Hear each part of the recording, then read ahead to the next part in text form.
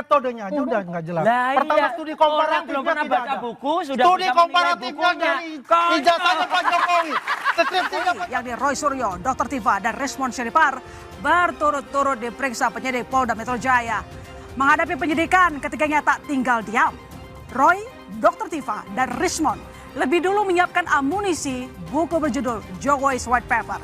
Sementara pihak Jokowi menganggap peluncuran buku itu sebatas upaya memengaruhi opini publik setelah laporan Jokowi naik penyidikan.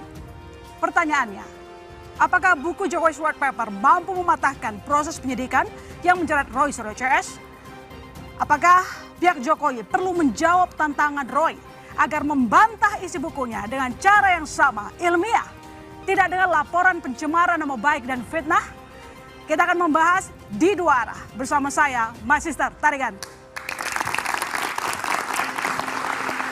Dan malam ini dua arah telah menghadirkan sejumlah narasumber untuk membahas tema kita. Saya menyapa Refli Harun, aktivis politik sekaligus pakar hukum tata negara. Selamat malam, Pak Refli. Allahu Akbar.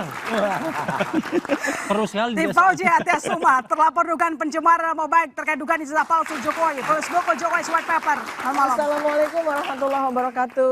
Roy Suryo, terlapor dugaan pencemaran nama baik terkait dugaan ijazah palsu Jokowi. Penulis buku Jokowi's White Paper. Jangan lupa beli bukunya ya. Saya juga menyapa Rifai Kusuma Negara, kuasa hukum Jokowi. Siap, selamat malam. Andi Aswan, Wakil Ketua Umum Jokowi Mania. Selamat malam. Malam. Ade Armando, politisi senior PSI. Selamat malam, Bang Ade. Malam.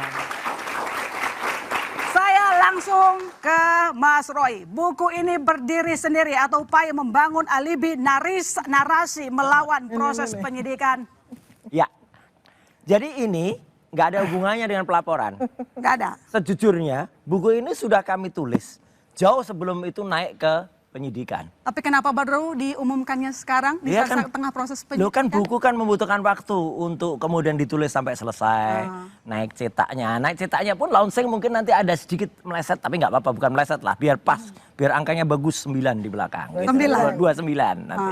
Ya kita launching. Jadi artinya Mbak, kalau nanti sudah baca buku ini ya, daripada saya buka-buka buku nanti berat. Ya. Nah isinya itu benar-benar memang peristiwa yang memang sudah ada dan jauh sebelumnya. Jadi ketika 2013 buku ini muncul karena ada peristiwa ketika waktu itu ada seseorang yang ngaku di depan publik, ngaku di kampus ilmiah di Universitas Islam Indonesia dan dimoderatori oleh direktur utama Kompas TV.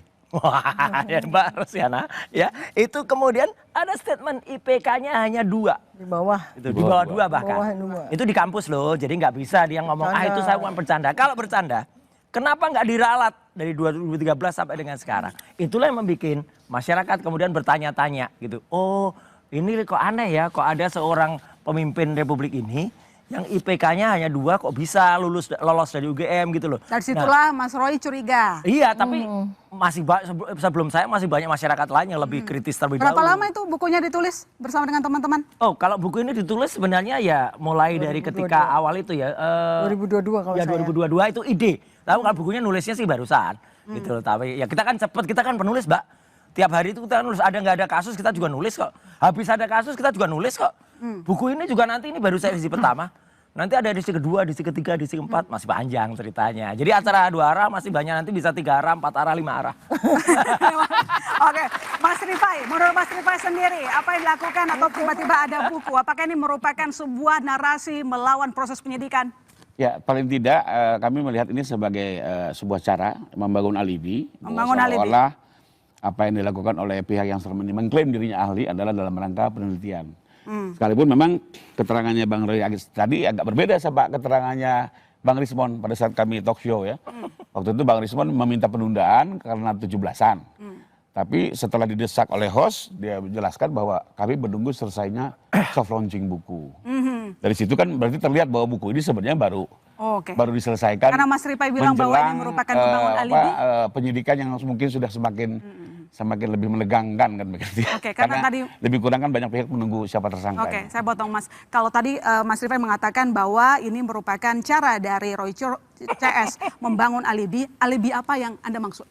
Ya, jadi memang seperti saya jelaskan tadi ya di awal bahwa memang 10 tahun terakhir ya, para pelaku fitnah ataupun pencemaran pada umumnya itu selain berbicara dia untuk kepentingan umum, pembelaan diri dalam rangka penelitian dan berbagai macam, ya, lebih kurang di situ bermainnya gitu ya. Ada yang berhasil, tapi banyak yang nggak berhasil. Ya, karena kembali lagi, ya kami juga sering mendampingi tersangka ya, itu yang biasa kami bangun. Tapi juga hakim tidak mudah dikecoh gitu ya, semudah itu bisa menelan ya. Tapi ada kasus yang satu berhasil, salah satunya teman saya, Mas Haris Azhar, beliau berhasil. Mungkin Bang Refli juga tahu ya. Jadi dia bisa lepas dari tindak pidana fitnah dan pencemaran nama baik. Oke. Sekalipun kalau saya lihat sih dari fakta-fakta yang terjadi sangat berbeda dari kasus ini. Jadi menurut Mas Rifai, Roy CS lagi ngeles? Ya apa enggak? Lebih kurang begitu. Dan Lebih wajar kurang itu begitu. setiap orang boleh membela Oke, diri dengan Mas, caranya. ngeles doang, bangun opini, bangun alibi doang. Ngeles. Kalau mau les tuh dulu sebelum masuk perguruan tinggi itu kita les ya. Itu les bahasa Inggris, les apa itu ngeles ya. Gini aja, tadi kan Bang Rifai menyatakan mengaku ahli. Ya. Sebenarnya sama juga dengan kemarin pertanyaan teman-teman media. Saya kemarin juga datang ketika dokter Tifa diperiksa. Roy Suryo diperiksa lagi. Saya tunjukin undangannya di Polda Metro Jaya. Ini apa saya sebagai apa? Sebagai ahli. Jadi kemarin tuh saya datang ke Polda Metro, diperiksa sebagai ahli. Polda Metro saja mengakui saya itu selalu ahli di kasus yang lain. Gitu loh. Jadi bukan ngaku ahli, Polda Metro saya mengakui gitu loh. Jadi artinya terserahlah kalau orang bilang kami itu mengaku ahli. Tapi yang jelas insya Allah, ya memang nggak mungkin orang biasa, maaf lagi, pinjam lagi dokter. Bisa nulis 700 halaman. Ini 700 halaman bener loh, nggak kosong loh ini ya. Dan ini bukan buku Shinchan loh ya. Kalau buku Shinchan ada gambar-gambarnya. Ada orang yang bisanya cuma lihat buku Shinchan, lihat gambar. Jangan harapkan ada gambar-gambar banyak di sini. Ya, memang ada gambarnya sebagai ilustrasi agar supaya orang tuh gampang melihat. Dan juga ada rumusnya nih. Ini ada codingnya juga. Buku ini ya kan. Jadi kalau mau belajar menjadi dokter Saya intip dong. bisa juga intip silahkan. Nggak usah diintip, Pak, dibilang. Oke, saya ke Bu Tifa. Karya ilmiah atau upaya membentuk opini publik buku ini? Satu ya, jadi kalau saya secara pribadi, kami kan bertiga menulis secara terpisah ya.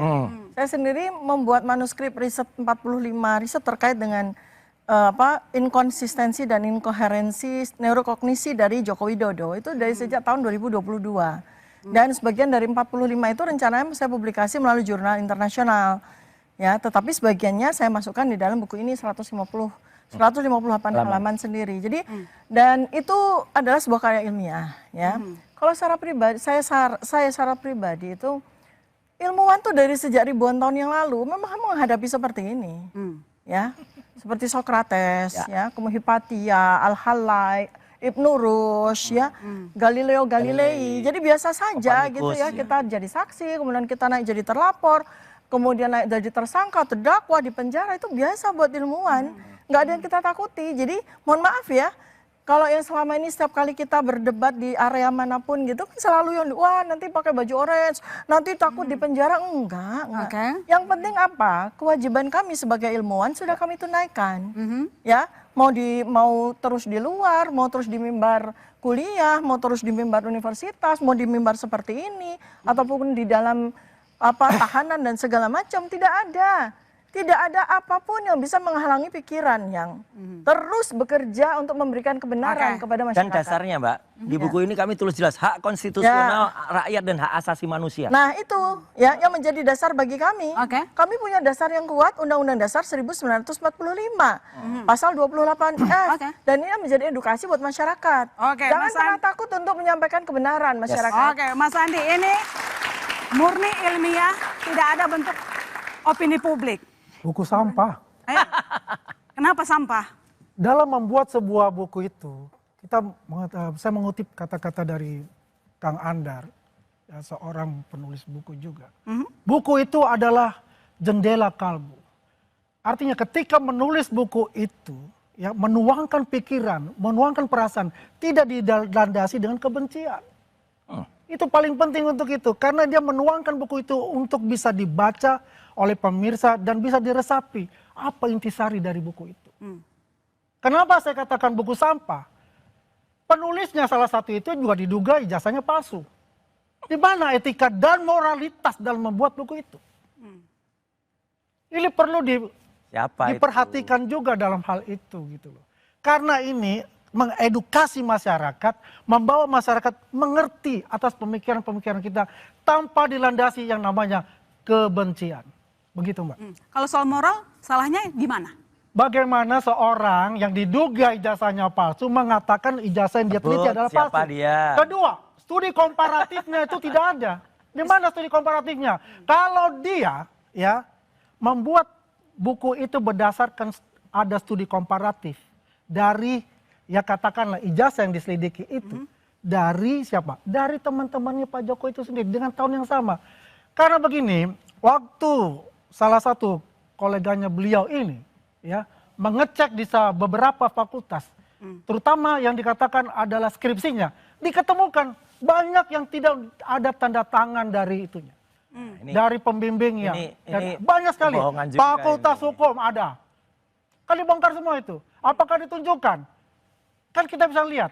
Ini lucu Mbak. Ada orang belum pernah lihat tapi bisa menilai. Bohong nggak itu? Bagaimana bisa orang ditunjukkan oleh kolega saudara itu? Nih, kok nggak ada ya? Maksudnya buku Kok ini. nggak ada ya? Maksudnya buku Nomornya tuh ini. nggak ada, tanda tangannya nggak ada. Nanti itu dulu, jelas. ini ngaco aja. Ya bukan ngaco. Kalau Buku itu ini, selesai buku ini ngomong pernah ngaco. baca belum? Kita nggak bisa ngitung, metodenya aja udah nggak jelas. Lah Pertama iya, studi orang komparatifnya belum pernah tidak baca ada. buku, sudah Studi bisa menilai komparatifnya bukunya. dari Konyol. ijazahnya Pak Jokowi, skripsinya Pak Jokowi tidak ada. Diambil dari mana? Dari medsos. Ini belum baca buku udah Beliau ngaco. sudah melihat bagaimana ijazahnya. Ngaco banget. Dan terakhir, yang mengeluarkan ijazah itu Profesor Opa. Dan sudah clear dia mengatakan, mengklarifikasi itu. Benar, Joko Mana? Widodo adalah alumni dari Universitas. Tapi dia Oke. terakhir kalimatnya nggak bertanggung jawab. Baca dong, lihat dong dalam press conference yang terakhir. Ini nggak update ini. Ya, Nggak perlu itu. ya, sudah jelas Statement sudah terakhir dikatakan. 5 menit Dr. Tifa. itu bicara itu. Dr. Tifa, Mas Andi meragukan bahwa buku ini merupakan karya ilmiah. Jawaban Anda? Ya kalau susah sih kalau kita sebagai saintis yang sudah puluhan tahun ya, saya 35 tahun jadi saintis, kemudian yang menilai itu MBA-nya tidak jelas, online. Sorry ya, tidak jelas. sorry ya. Saya tahun 1996 Kemudian lulus katanya dari ya, Pamantasan Universitas Manila. saya sudah tahu MBA ya. itu tidak ada di Indonesia. Orang yang MBA lagi itu bicara, hanya ada ya, di orang yang lagi bicara ini Philippines, lagi Singapura. dicari-cari Ya. sama temennya Kalau Anda mengatakan Universitas itu, justru Anda saya Pajajaran pertanyakan, ya. di mana Orang yang lagi konsep bicara Anda, ini, di mana background Anda sebagai dokter? orang Ternyata yang lagi tidak jelas bicara untuk ini Oke. sedang dicari-cari oleh alumni Universitas Pajajaran. Saya sendiri kandidat dokter dari Universitas Pajajaran. iya. Dia lagi dicari-cari sama alumni Universitas Pajajaran. Silakan Ada aja. tanggung jawab Saya yang dicari. wakil ketua umum IKA Unpad Jakarta dan saya sekretaris badan eksekutif Ini ngaku-ngaku nggak Ngaku-ngaku. Himpunan Alumni Perguruan Tinggi Negeri se-Indonesia. Saya kenal semua teman-teman IKA. Oke, baik, Tanyakan sekarang, saja. baik, sekarang Dr. Tifa tolong dijawab. Ini Apa itu? diragukan buku ilmiah. Jawaban Anda, buktinya apa? Metodenya, segala macam. Oh, Jelaskan rinci. Ya gampang kalau Ya itu gampang ya. Kalau dari sisi saya ini sepertiga buku saya tulis. ya. Buku ini buku neurokognisi, metakognitif, metadata. Jadi saya untuk keahlian dari Pak Roy Suryo yang diakui polisi ya kemarin, beliau menjadi saksi ahli dari kepolisian. Itu ahli telematika. Kemudian sahabat saya satu lagi itu Pak Dr. Rismon Sianipar ya, penulis 800 buku ilmiah ya. Itu saya sebagai user. Karena ilmu saya membutuhkan dua keahlian mereka. Jadi ini kita padu sekali, metodologi kita namanya metakognisi. Memang tidak banyak orang yang mengetahui itu. Karena ini adalah ilmu-ilmu baru. Saya sendiri mendapatkan dengan dua program doktor yang secara paralel saya ikuti. Oke. Program doktor Neuroscience Behavioral dari Fakultas Kedokteran Universitas Indonesia dan program Sosioepidemiologi dari Universitas Pajajaran. Itu saya ikuti secara paralel. Oke. Sehingga saya mendapatkan ilmu yang namanya neurokognisi. Metakognisi akhirnya menjadi neuropolitika. Oke. Gitu. Baik, Bang Ade. Dari tadi udah pelan-pelan mendengarkan. Gimana Bang Ade? Ini karya ilmiah atau hanya cara membentuk opini publik menurut Bang Ade? Ya saya akan jawab, saya belum bisa jawab karena saya belum baca. Ya. Lebih jujur ini. Nah, itu lebih Kita Enggak, apresiasi. maksud saya adalah memang tak Kasih mungkin dong Mas lah. Roy. Loh iya lebih jujur ini gitu loh. Harus begitu, Ya harus mantan Nggak dosen mungkin gitu. menjawab ya.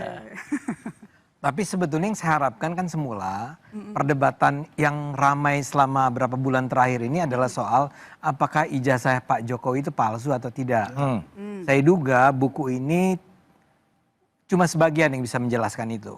misalnya saja pertanyaan saya kepada Dokter Tifa adalah, Anda kan menggunakan neuroscience, ya, behavioral neuroscience kalau tidak salah. Ya, menghasilkan neurokognisi ya. Ya. Nah, saya tidak melihat bagaimana caranya seorang ahli neuroscience bisa menggunakan ilmunya untuk menjelaskan apakah ijazah Pak Jokowi itu palsu atau tidak. Oh, ini yang diperiksa neuroscience bukan buat meriksa ijazah. Enggak, makanya saya ini katakan. ya, kelihatan nanti dulu. tadi. Nanti dulu. Ya. Apakah itu untuk menjelaskan ijazah Jokowi palsu? Oh iya, jadi Iya. gini. Jadi gini ya. Mas Ade yang saya hormati, mantan akademisi, mantan ilmuwan atau masih ilmuwannya. Masih. Jadi yang saya sebut di sini ada 7 bab tentang bagaimana metakognisi itu berkelindan dengan ilmu digital forensik dan telematika. Ya.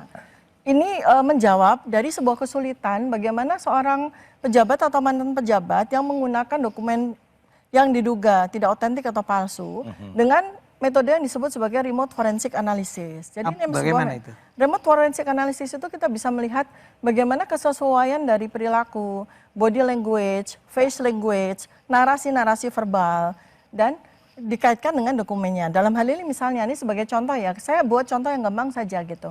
Jadi ada body language, kemudian face language ya, dari seorang yang mengaku berijazah sarjana, seperti itu ya. Ya. Nah, itu dia harus cocok, harus koheren, harus Apanya? konsisten ya. Apanya? Ini Sikapnya. sikapnya. Kelihatan dong. Enggak, Ini saya ilmu mau baru. tanya, bagaimana Anda membuktikan bahwa sebuah ijazah itu palsu atau asli dengan melihat perilaku seseorang? Yang membuktikan. Oke, nanti dijawab Dr. Tifa, ya, Bu Ara, silakan kembali. Namanya pakar. Oke, sini dijawab. Masa ngejelasinnya?